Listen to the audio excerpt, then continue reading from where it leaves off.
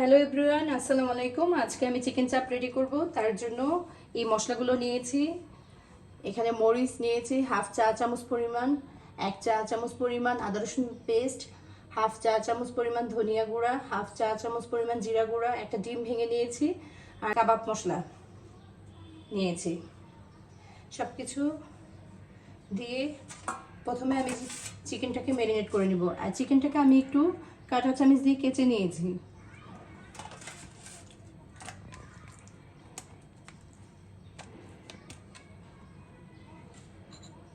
একে একে মশলাগুলো আমি সব দিয়ে দেব।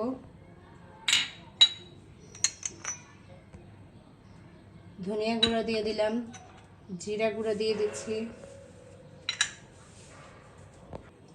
খুবই সামান্য একটু পরিমাণে অরিগানো দিচ্ছি, এটা চাইলে দিতেও পারেন নাও দিতে পারেন। হাফ চা চামচ পরিমাণ মরিচের গুঁড়া দিচ্ছি। আমি এক্সট্রা আর কোনো গোলমরিচের গুঁড়া দিব না, যেহেতু আমি কাবাব মশলা নিয়েছি, যার জন্য আমি আর গোলমরিচটা ইউজ করছি না। আর ঝালের পরিমাণটা আপনারা আপনাদের পছন্দ অনুযায়ী দিবেন। এখানে আমি আদা রসুন পেস্ট দিচ্ছি, একটা ডিম ভেঙে নিয়েছি,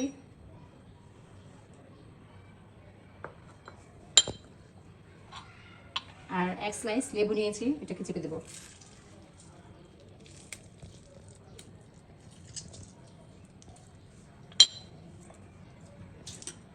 একটু টমেটো কেচাপ দিচ্ছি, 1 টেবিল চামচ পরিমাণ।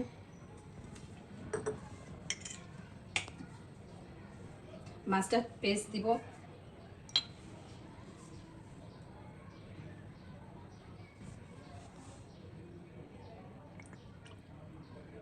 একটু 1 টেবিল চামচ পরিমাণ। স্বাদ মতো লবণ দিচ্ছি,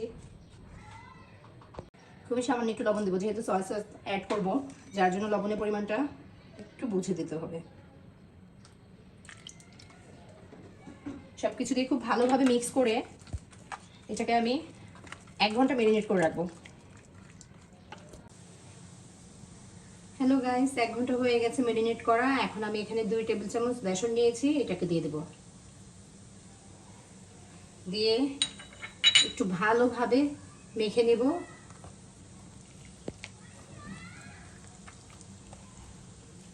মাখা হয়ে গেছে। এখন আমি চিকেনগুলোকে 8 থেকে 10 মিনিট ভেজে নেব উল্টে পাল্টে। আগে থেকে আমি প্যানের মধ্যে তেল দিয়ে দিয়েছি।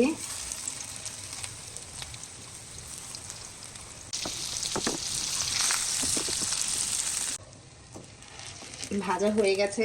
এখন আমি আপনাদেরকে পরিবেশন করে দেখাবো চিকেনগুলো।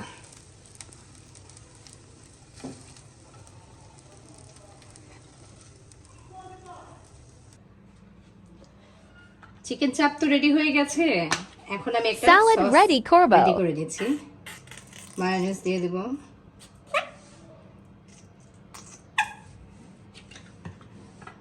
আর একটু মাস্টার্ড পেস্ট,